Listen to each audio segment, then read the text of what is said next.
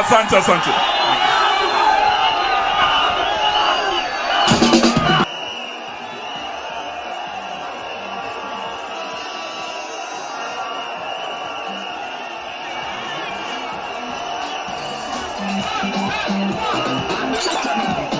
Aya.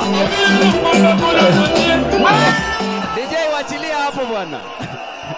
Sawa sawa sawa sawa. Asanteni sana vijana ria. Vijana ra. Wazee tibim. Wazee tialala. Warembo ha. Wamama mne. Yaani mama unapiga mne. Asanteni sana. Sasa vijana wetu, nataka niwaelezee. Rigathi Gachagua alituambia ya kwamba hii Kenya tutakula mchele kwa nyama. Si ni ukweli? Lakini saizi hata kupata mboga ni shida. Si ni ukweli? Tunataka Wakenya wote mchukue masufuria, mchukue na masahani, mchukue na vijiko. Kama una kijiko uoshe mkono. Tutaenda kukula kwa nyumba ya watu. Jana walituambia vikwamba Asante. Jana walituambia ya kwamba bei ya gas imerudishwa chini, ya kwamba hakuna tax ya gas. Niwaulize, mnaweza kula gas?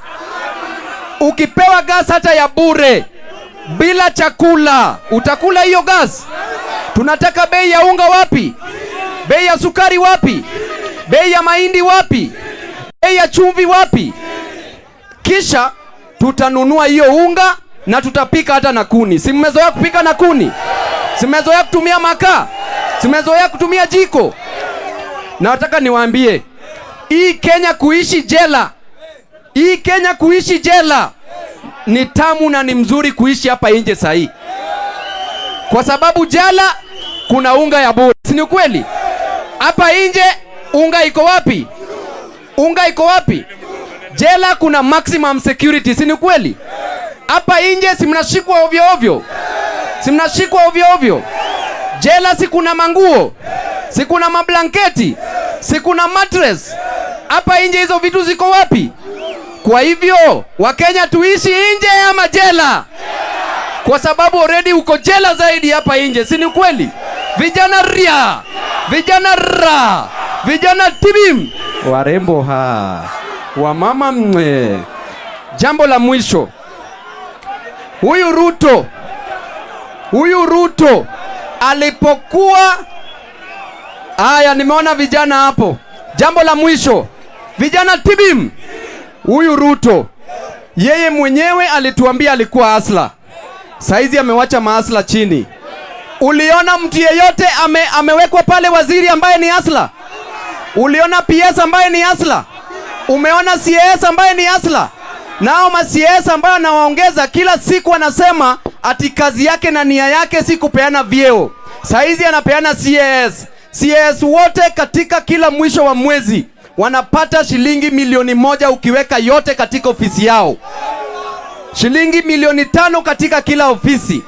Hiyo milioni 100 yote, si ya vijana kila mmoja anaweza pewa shilingi 50,000 wafanya biashara? Si wale madaktari 4,000 wanaweza ajiriwa? Si manases wanaweza ajiriwa? Si vijana wanaweza nunuliwa bodaboda zingine? Hata ile wheelbarrow alisema mbona asiwanunulie saizi?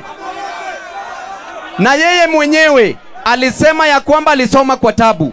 Saizi anaharibu mambo ya masomo. Yeye mwenyewe alisema aliuza kuku ili alipe shule. Si ni ukweli?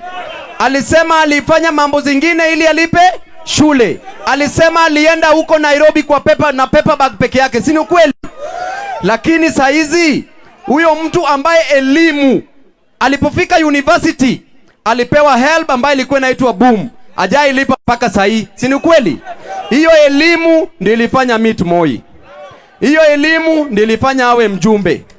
Hiyo elimu ndio ilifanya awe naibu wa rais. Na hiyo elimu ndio imemfanya apate ideas za kuiba kura zetu. Sasa wewe ambaye ni mtoto wa hasla, wewe ambaye mamako anaosha nguo ili akusaidie, wewe ambaye unaendesha bodaboda ili ulipe shule, wewe ambaye babako anafanya mjengo ili upate chakula kwa nyumba. Wewe mbona yeye sasa saizi anaona wewe ni zero? Utakubali hii? Upuzi si upuzi.